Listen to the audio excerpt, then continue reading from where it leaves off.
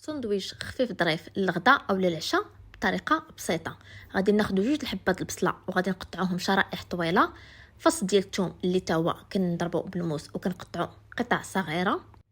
كناخذ واحد المقلاة وكنوضع على النار، كنضيف ليها القليل من زيت الزيتون، كنضيف ليها البصل اللي قطعت معكم شرائح طويله، كنضيف كذلك داك الفص ديال الثوم وكنحرك واحد التحريكه خفيفه وكنغطي على المقلاة وكنخليها حتى كتدبل لنا البصله. من ورا ما كتدبل لنا البصله كنضيف ليها القليل من الابزار والملح فقط وكنحرك واحد التحريكه وكنخليها حتى كتدبل لنا البصله تماما. من بعد ما كتدبل لي البصله كنضيف لها واحد المعلقه صغيره ديال السكر وكنحرك واحد التحريكه خفيفه حتى كتعسل ليا ديك البصله. من بعد ما كتعسلنا ديك البصله كنحيدوها وكنخليوها على جنب.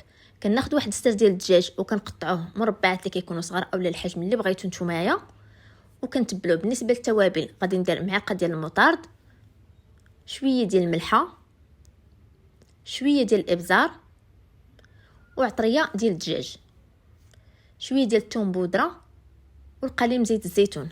نخلطهم اولا كنحركهم واحد التحريكه خفيفه وكنديرهم في نفس المقلاة اللي كانت فيها البصله. كنبقى ندي فيه ونجيب حتى كيطيب ليا الدجاج وكيطلق الماء ديالو كيشربو، يعني كيتعلق بحال هكا. كنخليوه حتى هو على جنب وكنمشيو مباشره باش نوجدوا الفريت. خديت هنا 3 الحبات ديال البطاطا وقطعتهم كيف ما كتلاحظوا، يعني طريقه الفريت العاديه. كناخذ واحد البول وكنوضعهم فيه وكنضيف لهم قليل من الملح وزيت الزيتون فقط.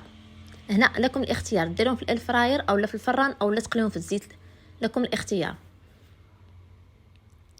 هنا من بعد ما طابوا صراحه كيجي الفريت ديالها زوين بزاف.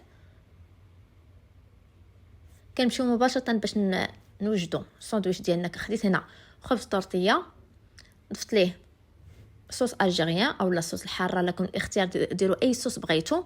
هنا قطع الدجاج اللي طابوا، كنضيف هنايا الجبن الخاص بالساندويتش والبصله اللي معسله. كتجي واحد البصله لذيذه بزاف وكتعطي واحد المذاق زوين للساندويتش والفريت.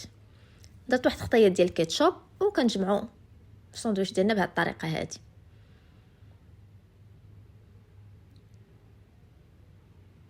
كنديرو في البريصه حتى كيتحمر من جميع الجوانب وكنقدموه بالصحه والراحه. نحلو لكم تشوفوا الشكل ديالو كيفاش كيجي من الداخل. صراحه كيجي واحد الساندويتش زوين ولذيذ وسهل التحضير وما كياخذش بزاف ديال الوقت. كنتمنى الفيديو يعجبكم.